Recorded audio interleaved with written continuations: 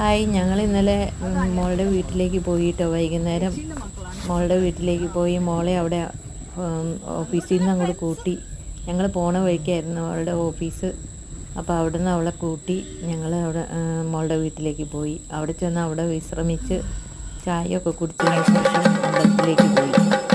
അപ്പോഴത്തേക്ക് അമ്പലത്തിൽ തുടങ്ങി.